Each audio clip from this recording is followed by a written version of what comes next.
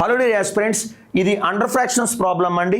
ఇది మనకి ప్రీవియస్ క్వశ్చన్స్లో చాలా మోడల్స్లో మనకి చాలా ఎగ్జామ్స్లో కనిపించినటువంటి ఒక బెస్ట్ మెథడ్ అనేది మీకు చెప్తాను చూడండి ఫ్రెండ్స్. ఈ అండర్ ఫ్రాక్షన్స్లో మనకి బాగా కింద ఉన్నటువంటి ఫ్రాక్షన్ ఏదంటే కనుక బాగా కింద ఉన్నటువంటిది 1/3 అండి. ఏంటండి 1/3 అండి. ఈ 1/3ని ఎలా రాసుకోవచ్చు అంటే 1,3గా రాసుకోవచ్చు అండి. ఎలా రాసుకోవచ్చు అండి 1,3గా రాసుకోవచ్చు అండి. ఇక్కడ చూసుకుంటే కనుక ఎన్ని నెంబర్లు ఉన్నాయంటే కనుక 3 నెంబర్లు ఉన్నాయండి.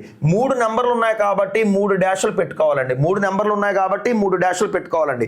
రైట్ అండి. ఇక్కడ చూసుకుంటే కనుక ఇక్కడ గమనించండి, మనకి ఏంటంటే చూడండి ఫ్రెండ్స్, ఇప్పుడు ఏదైతే ఉందో పక్కనే ఉన్నటువంటి నెంబర్ ఏంటంటే అది 1 గాను, ఆ పైన ఉన్నటువంటిది 2 గాను, ఆ పైన ఉన్నటువంటిది 3 గాను నెంబర్ కోడ్ ఇచ్చుకోండి ఫ్రెండ్స్.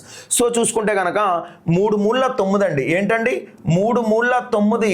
ఇక్కడ ఏది ఉంది సింబల్లో గమనించండి, మైనస్ ఉందండి. సో 3 మూల 9లో 1 పోతే 8 అండి. అండర్స్టాండ్. అలాగే 2లో ఏముందంటే కనుక 2 ఉందండి. సో చూసుకుంటే కనుక 8 రెళ్ళ 16, ఇక్కడ సింబల్ ఏముందో గమనించండి, ప్లస్ ఉందండి.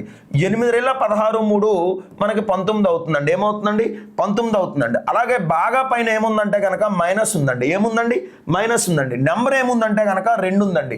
19 రెళ్ళ 38, 38లో 8 పోతే ఏమవుతుందంటే 30 అవుతుందండి. డియర్ ఆస్పిరెంట్స్ గమనించండి, ఆల్ఫాబెట్స్లో వచ్చేటువంటి ఫస్ట్ నెంబర్ ఏంటంటే కనుక మనకి ఫస్ట్ లెటర్ ఏంటంటే కనుక డి అండి. తర్వాత వచ్చే లెటర్ ఏంటంటే ఎన్ అండి. డిఎన్ ఎందుకు తీసుకున్నామంటే ఇంకేం తీసుకోలేదంటే కనుక D for denominator, N for numerator అండి.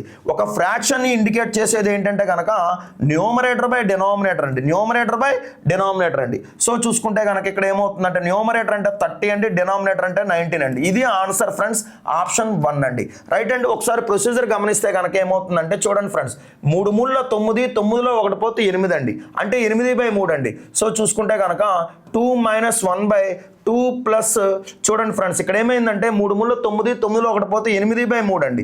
ఈ 8/3 ఏమవుతుందంటే రెసిప్రోకల్ అయితే కనుక 2 - 1/2 ప్లస్ 3/8 అవుతుందండి. ఏమవుతుందండి 3/8 అవుతుందండి. అట్లాగే ఇది ఒకసారి గమనిస్తే కనుక చూడండి ఫ్రెండ్స్, మనకి ఏమవుతుందంటే 8 రెళ్ళ 16, 16 ప్లస్ 3 19/8 అవుతుందండి. ఈ 19/8 కాస్త ఏమవుతుందంటే రెసిప్రోకల్ అయ్యి ఏమైందంటే కనుక 8/19 అవుతుందండి. ఏమవుతుందండి 8/19 అవుతుందండి.